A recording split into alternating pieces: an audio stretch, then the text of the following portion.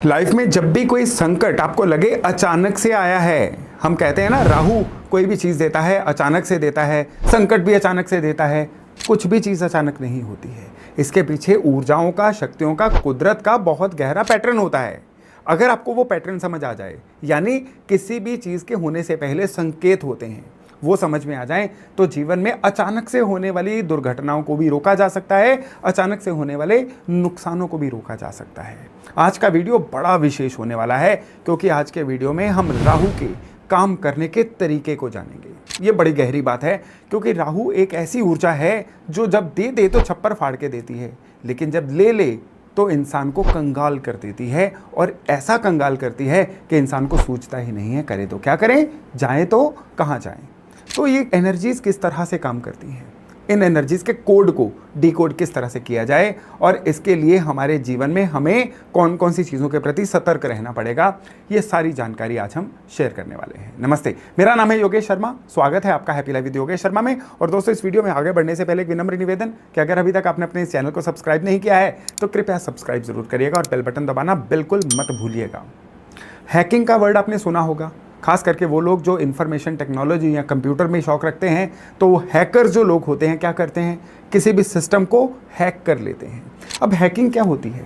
Hacking होती है कि कोई भी जो सिस्टम चल रहा है उसकी कमज़ोर कड़ियाँ कहाँ हैं, यानी जहाँ जहाँ पे कमज़ोर कड़ियाँ हैं, हैकर उन कमज़ोर कड़ियों को पकड़ के अपना एजेंडा जो है उसके ऊपर चला देता है, और हम कहते हैं सिस्टम हैक हो गया है। यानी किसी भी सिस्टम को अपनी तरह से थोड़ा सा ट्विक करना, अपनी तरह से उसको यूज़ करना, इसको हैकिंग कहा जाता है। एस्ट्रोलॉजी भी हैकिंग के सिद्धांत पे ही चलती है। कुदरत बड़ी बलवान है, कुदरत का अपना काम करने का तरीका है, और कुदरत के इस काम करने के तरीके में जब हम कुछ ना कुछ ऐसे संकेत ढूंढ लेते हैं कि यहाँ पे हम अपने उपायों के द्वारा या चीज़ों को समझ के अपने एक्शंस के द्वारा चीज़ों को सही कर सकते हैं, तो इसको हम कहते हैं एस्ट्रोलॉजिकल हैकिंग। और आज हम राहु के काम करने के तरीके को जानने वाले हैं। राहु एक बहुत ही तीक्ष्ण ऊर्जा है। आप एक चीज याद रखिए, बर्थ चार्ट में सारे प्लैनेट्स में, चाहे वो मंगल हो चाहे सूरज हो, जो एनर्जी देते हैं, इन सबसे ज्यादा राहु की जो ऊर्जा है ना, ये मैटर करती है। किस तरह से मैटर करती है कि राहु जो हैं, ये जीवन में जब भी अच्छा ऑपरेट होंगे ना, ये इंसान से इन्वेंशंस करवाते हैं। इंसान एकदम से भीड़ से अलग दिखना शुरू हो जाता है, एकदम से उसके जीवन में उसका नेम एंड फेम बनना शुरू हो जाता है। उसको जीवन में जितना भी पैसा छप्पर फाड़ के गिरता है ना उस इंसान की जेब में, ये राहु की वजह से गिरता है। वो कहते हैं ना, कहावत है राहु के बारे में कि रोडपति से करोड़पति बना देता है। ये होता है जब राहु फेवर करनी शुरू कर दे। लेकिन ये नहीं होता है कि जिनकी किस्मत में है उनकी ही राहु फेवर करेगा। जो राहु के काम करने का तरीका ढूंढ लेते हैं ना, और उसके हिसाब से अपने जीवन की पतवार को एडजस्ट करते हैं, राहु उनको फेवर करता है। राहु उनको रोडपति से करोड़पति बनाता है। राहु के कुछ एट्रीब्यूट्स हैं। राहु के एट्रीब्यूट्स में सबसे पहली जो निशानी होती है ना, वो होती है भ्रम देना। आपने नोट किया होगा, एस्ट्रोलॉजर जो भी हैं वो राहु को धुआं कहते हैं। अब राहु को धुएं से क्यों जोड़ा गया? जब धुआं होता है कुछ भी स्पष्ट नहीं दिखता है, इसलिए धुएं को राहु कहा गया। क्योंकि राहु जब आता है ना, तो इंसान की सोचने की ताकत खत्म होती है। इंसान जो है वो भ्रम का शिकार होता है। जिन भी लोगों के बर्थ चार्ट में राहु ने अब अचानक से सो कॉल्ड कोई दिक्कत देनी होती है ना, तो वो क्या करते हैं, सबसे पहले तो वो किसी ना किसी भ्रम का शिकार होते हैं। सपोज करिए कि किसी का एक्सीडेंट होना है और उसके राहु रॉन्ग ऑपरेट कर रहे हैं, तो वो किस भ्रम का शिकार होगा? उसको लगेगा एक स्पीड पे वो अपने वाहन को कंट्रोल कर सकता है। उसको ये नहीं पता है कि सामने अगर कोई चीज़ आ गई तो वाहन को कैसे कंट्रोल करेगा। वो एक भ्रम में चाह रहा है कि ये स्पीड उसको आनंद दे रही है, वो स्पीड में कंट्रोल में है। ये भ्रम की स्थिति है। अब इस राहु ने किसी इंसान के करियर में दिक्कत देनी है, तो वो एक भ्रम में रहेगा कि उसकी रिप्लेसमेंट ही कोई नहीं है, वो जो कर रहा है बहुत बढ़िया है। अचानक से एक ऐसा समय आएगा कि उसकी रिप्लेसमेंट मिल जाएगी और उसका करियर एकदम से चॉकिंग में आ जाएगा। ये होती है भ्रम की स्थिति। अब राहु के भ्रम से निपटा कैसे जाए? राहु का भ्रम जो है ना, ये सबसे अच्छा तरीका इसका निपटने का क्या है कि इंसान अपने लिए लिमिट्स बनाए। जब भी इंसान अनलिमिटेड हो जाता है, निरंकुश हो जाता है, इसका मतलब है उसका राहु खराब है। आज के वीडियो में उपाय की चर्चा को मत ढूंढिएगा। उपाय बहुत हैं राहु के बारे में, मेरे पिछले पुराने वीडियोस में भी हैं, लेकिन आज राहु के वर्किंग करने के तरीके को जान रहे हैं आप। आज आप राहु के स्पेशलिस्ट बनने जा रहे हैं। इसलिए इस वीडियो को पेशेंस से सुनिएगा, इस वीडियो को एक बार फिर से सुनिएगा, तभी राहु के बारे में आपके सारे कॉन्सेप्ट क्लियर हो पाएंगे। राहु जो है ये, अगर आप अपने आप को लिमिट्स में बांध के रखते हो, किस तरह के लिमिट्स? एक तरफ तो हम कहते हैं कि जीवन अनलिमिटेड ग्रोथ होनी चाहिए, और एक तरफ हम कह रहे हैं जीवन में लिमिट्स को बांध के रखना। लिमिट्स किस तरह की? आपके शरीर की काम करने की एक लिमिट है, यानी आपके शरीर की जो एजिलिटी है, जो ताकत है, एक लिमिट है काम करने की। जब आप उस लिमिट से बहुत ज़्यादा काम करोगे तो शरीर जो है वो ब्रेकडाउन की तरफ चला जाएगा। तो आपको अपनी लिमिट पता होनी चाहिए, इतना भार उठा सकते हैं, इतने घंटे काम कर सकते हैं, उसी को सही से यूज़ करना। ये होता है अपने राहु को यूज़ करना। आप अपने व्यवहार में कितना संयम रखते हैं, आप अपने व्यवहार में अपने लिमिट्स को किस तरह से पहचानते हैं कि लेडीज से किस तरह से बात करनी है, अनजान इंसान को अप्रोच किस तरह से करना है, रिश्तों की मर्यादा किस तरह से रखनी है, कहाँ पे लिमिट आती है, ये राहु की लिमिट होती है। इस लिमिट को पार करेंगे, राहु खराब होने शुरू हो जाएंगे। आपको इन्वेस्टमेंट कितनी हद तक करनी है, शेयर बाजार में है, किस लिमिट तक आपको खेलना है। आप इवन गैम्बलिंग कर रहे हैं, आपका शौक है, आप करिए, लेकिन कहाँ पे आपकी लिमिट खत्म होती है, ये राहु है। शराब पीनी शुरू की, लिमिट ही कोई नहीं है, पीते चले गए, अब यहाँ पे लिमिट रखी, और जहाँ पे आपको लगता है आपकी लिमिट खत्म हुई, विड्रॉ कर गए, यहाँ पे आपके राहु आपके कंट्रोल में रहे। अब राहु दिक्कत नहीं देंगे। जब आप अपनी लिमिट्स को डिफाइन करते हैं, भ्रम की स्थिति नहीं आएगी, राहु हमेशा आपके कंट्रोल में रहेंगे। राहु के बारे में इसी वीडियो में आगे चल के किस घर में राहु क्या करते हैं वो भी जानकारी जो है आपको देने वाला हूँ, लेकिन उससे पहले राहु के काम करने के तरीके को समझ लीजिएगा। कहते हैं कि हमारे आसपास के जो लोग हैं ना, हम जाने अनजाने उनसे प्रभावित होते रहते हैं, और वो लोग जैसा भी कुछ करते हैं हमारे व्यवहार में वो चीज़ें ऐड हो जाती हैं जाने अनजाने में। तो आप अपने आसपास किन लोगों से प्रभावित हो रहे हैं, ये भी आपका राहु है। जब राहु खराब होते हैं ना, तो इंसान क्या करता है, अच्छे लोगों से प्रभावित नहीं होता, जो खराब लोग होते हैं उनसे प्रभावित होता है। आज का रील्स का कल्चर है, शॉर्ट्स का कल्चर है, इंसान का हाथ उसी रील या उसी शॉर्ट पे रुकेगा जो खराब राहु को पैम्पर करेगा, खराब राहु को फ्यूल करेगा, उसका हाथ उसी रील पे रुकेगा, और धीरे धीरे वो जो कंटेंट है उसके सलाहकार के रूप में उसकी सोच को प्रभावित करना शुरू करेगा। यानी आप रोज जिन लोगों से मिल बैठ रहे हैं, जो कंटेंट आप देख रहे हैं, जो भी चीजें आप कंज्यूम कर रहे हैं, ये आपका राहु है। इनको सही रखेंगे, कोई मजाल नहीं है कि राहु आपको खराब कर जाए। खराब राहु वाले जो लोग हैं ना, सच नहीं सुन पाते हैं। जो भी इंसान उनकी गलतियां बताए वो इरिटेट हो जाते हैं। जो भी इंसान किसी भी तरीके से, अच्छे या बुरे तरीके से, उनको सुधारने की कोशिश करे, वो उसके प्रति रिवेंजफुल हो जाते हैं। अपने आसपास ढूंढिए खराब राहु वाले लोग कौन हैं, कहीं आप तो नहीं हैं। आप इस बात को चेक जरूर करिएगा। खराब राहु वाले जो लोग हैं ना, उनकी परिस्थितियां जब खराब होती हैं ना, तो वो परिस्थितियों को चेंज कैसे करें उसका प्लान नहीं बनाएंगे। वो परिस्थितियों को दोष देना शुरू कर देंगे। मेरी किस्मत खराब है, मैंने खराब घर में जन्म लिया, फलाने के साथ किस्मत साथ है, मेरी किस्मत ऐसी है कि जिसकी वजह से मैं कुछ नहीं कर पा रहा हूँ। भाई किस्मत की बात बाद में करिएगा, सबसे पहले एक प्लान लेके आइए कि अगर दिक्कत ऐसी है तो इसमें से निकलने के आपके पास रास्ते कौन से हैं। नहीं है तो अच्छा सलाहकार ढूंढिए, वो रास्ता दे देगा।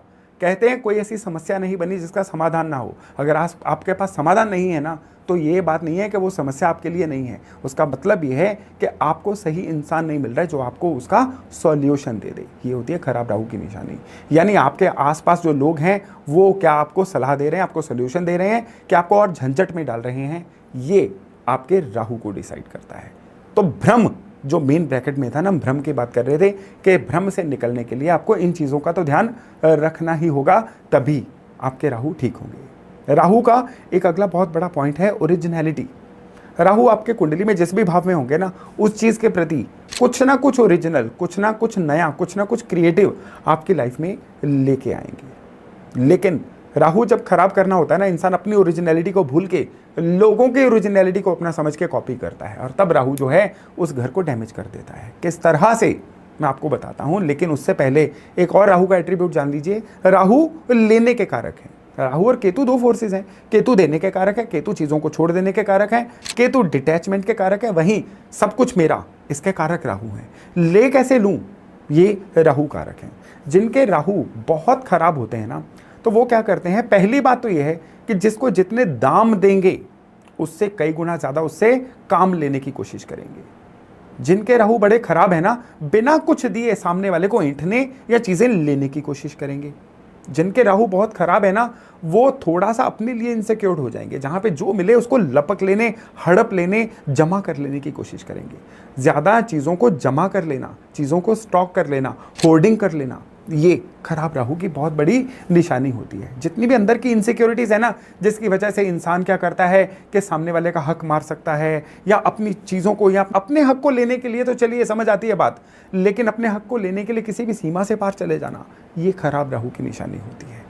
अब जिनके राहु अच्छे होते हैं, लेना तो उनको भी होता ही है, क्योंकि राहु जो है वो लेने के ही कारक हैं, लेकिन वो क्या करते हैं, औरों के लिए भी लेते हैं, लोगों के हक के लिए लड़ते हैं, लोगों के लिए सामने वाले से चीज लेते हैं, ऐसे लोग लीडर कहलाते हैं।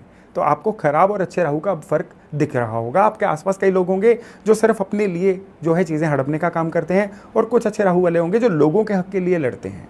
ये राहु के अच्छे बुरे होने की निशानी होती है। अब राहु जिस भी घर में है, इंसान उस घर के प्रति किस तरह से फाइट करेगा, कुदरत ये भी डिसाइड करके कुंडली के थ्रू भेज देती है। अब आते हैं कि हर घर में राहु जो हैं ये किस तरह के नतीजे देंगे, आपको हर घर के राहु के प्रति किस तरह से केयरफुल रहना है। राहु लग्न में हो तो इंसान खुद के प्रति केयरफुल रहे, अस्त व्यस्त ना दिखे।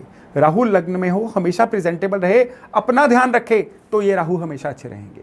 राहु सेकंड हाउस में हो तो उसको अपने शब्द बोलना और खाने पीने की आदतें, और स्पेशली धन को इन्वेस्ट कहाँ कहाँ पे करना है और इजी मनी की तरफ ना जाए, इन चीज़ों की तरफ ध्यान देना है।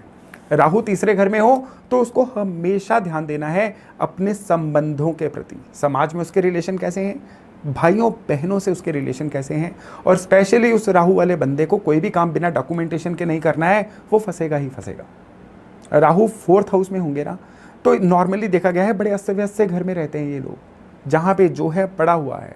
ये नया घर भी बनाएंगे ना, बिना प्लानिंग के बना लेंगे, ऐसे ही ख्यालों में खो के अजीब सा घर जो बना होगा ना, वो खराब होगा चौथे राहु वाले का। तो चौथे राहु वाले लोगों को बहुत केयरफुल रहना है। पहले तो अपने प्लेस ऑफ रेजिडेंस को ऑर्गेनाइज रखना है, और दूसरा काम कारोबार में भी बहुत चूजी नहीं होना है। राहु पंचम भाव में, पंचम भाव में राहु वालों पे इल्जाम लगते रहते हैं। पंचम भाव में राहु वालों को कुछ भी नहीं किया होता उसका भी उनका नाम लग जाता है। अपना इंटेंशन उनका में भी अच्छा हो, लेकिन उनके जो आसपास के लोग हैं उनके ऊपर हमेशा इल्जाम लगाएंगे, और ये लोग शॉर्टकट की तरफ भी बड़ा भागेंगे, इम्पल्सिव बिहेवियर बन जाता है। इन चीज़ों पे ध्यान रखना है। राहु छठे घर में होंगे, होते तो अच्छे हैं छठे घर के राहु, सोल्यूशन मेकर होते हैं, लेकिन फिर भी छठे घर के राहु क्या करते हैं कि ज़रूरत से ज़्यादा किसी के प्रति मन में ग्रज रख लेते हैं, खुन्नस रख लेते हैं। ऐसा करना इस राहु को खराब करेगा। ऐसे राहु वाले लोग किसी भी तरह से कर्जा लेने से कतराते नहीं हैं, और फिर कन कन कर्जा ही हो जाता है इनका। सप्तम भाव के राहु क्या करते हैं, जीवन साथी के प्रति ओवर डिमांडिंग हो जाते हैं, ओवर पोसेसिव हो जाते हैं, साइको बिहेवियर तक हो जाता है शादीशुदा जिंदगी में। ये भी उनकी मैरिड लाइफ को खराब करता है। अष्टम भाव के राहु जो हैं, इनकी एक नेचर इस तरह से बन जाती है कि हर चीज़ को बदलने की कोशिश करना, सिस्टम को बदलने की कोशिश करना, घर में अपनी चलाना, ऐसी चीज़ें करेंगे तो भी इनके जीवन पेन में आएगा। नाइन्थ हाउस के राहु क्या करते हैं, अपने पुरखों के फैमिली के रिचुअल्स को नहीं मानते हैं, और उस वजह से क्या होता है, ये अपनी जड़ों से कट जाते हैं और जीवन में पेन आ जाती है। और स्पेशली जिनके नाइन्थ हाउस के राहु हों, उनको जीवन में अपने इन बिहेवियर्स के लिए पितृदोष तक होने की संभावना बन जाती है आने वाली पीढ़ियों के लिए। 10वें घर के राहु होंगे, किसी काम में मन नहीं लगेगा, अपने काम में जल्दी जल्दी बदलाव लाने की वजह से ये लोग पीड़ा में आएंगे। राहु 11वें घर में होंगे तो इनकम एक तो फ्लक्चुएटिंग रहेगी इनकी, और अपनी इनकम को सही रखने के लिए ये लोग ढंग से प्लान अगर कर लेंगे तो बढ़िया, भ्रम की स्थिति में रहेंगे मेरी इनकम यही परमानेंट रहेगी, तो बड़ी जल्दी रिप्लेस कर दिए जाएंगे। राहु 12वें घर में होंगे तो या तो घर से दूर जाके कमाएं तो अच्छा है, 12वें घर में राहु रहेंगे तो दान पुण्य इसको करते रहें तो अच्छा। अगर हर चीज़ को खुद के अंदर स्टोर करना, चीज़ को लेते रहना, इन्हीं चीज़ों में रहेंगे तो फिर ये राहु इनके लिए पीड़ा का कारण बन जाएंगे। अब राहु जो है हर घर में अच्छा होता है, फर्क ये है कि आपको उस राहु की ऊर्जा को कंट्रोल करना आना चाहिए। राहु कंट्रोल होगा तो उस घर के प्रति, उस घर के एट्रीब्यूट को ही लेके आपके सारे जीवन को नंबर 1 पे लेके आएगा। लेकिन यही राहु को अगर आपने कंट्रोल नहीं किया तो ये बाकी 11 घरों को भी एक अपना शेडो देके ना सारी कुंडली को ही बिठा देगा, और सारा जीवन अलग अलग एस्पेक्ट में भी आपका संघर्ष में आ जाएगा। अब राहु के उपाय क्या होते हैं, राहु की चीज़ें क्या होती हैं, जो जिसको कांटे लगे होते हैं, बार्ली सीड्स, ये राहु होते हैं। कच्चा कोयला राहु कहा गया है, गंदा नाला राहु कहा गया है, हर वो प्लेस जहाँ पे कीड़े मकोड़े आते हों, कूड़े का भी ढेर हो, उसको भी राहु कहा गया है। हम इन चीज़ों को जोड़ के देखिएगा, उपाय भी राहु के इन्हीं से निकलते हैं, क्योंकि राहु फ्लैश आइडिया है, इसलिए बिजली को राहु से जोड़ दिया गया। ससुराल भी राहु से जुड़े हुए हैं, जो आपका ननिहाल साइड है वो भी राहु से जुड़ी हुई है। राहु जो है ये अचानक से होने वाली कोई चीज़ भी है, और धुआं भी राहु है, सफोकेशन भी राहु है, कार्बन डाइऑक्साइड भी राहु है। तो जब भी कई केसेस में राहु को सही करना होता है, मंगल की सहायता क्यों ली जाती है? क्यों कहा जाता है कि मंगल के द्वारा राहु कंट्रोल होता है? क्योंकि मंगल एक ऐसी ऊर्जा है जो राहु को दिमाग देती है। मंगल लॉजिकल कहे जाते हैं ना, तो राहु को लॉजिक दे देना राहु की ऊर्जा के साथ सबसे बड़ा न्याय होता है। इसीलिए कहा जाता है ना कि लाल कपड़े में आप जौ बांध के रखिए जो, तो राहु जो हैं वो कंट्रोल में रहेंगे। अब राहु जो हैं चंद्रमा की ठंडक से भी कंट्रोल में रहते हैं, तभी राहु की चीज़ों को, कच्चे कोयले को जल में प्रवाह करने के लिए बोला जाता है। ये डिपेंड करता है राहु कहाँ पे हैं, इसलिए ये उपाय चेंज होते रहते हैं। लेकिन आज आपको मैं राहु का एनसाइक्लोपीडिया दे रहा हूँ, राहु का मर्म दे रहा हूँ। इस चीज़ को आप समझ जाएंगे ना। अब आपको इस वीडियो के बाद क्या पता चला?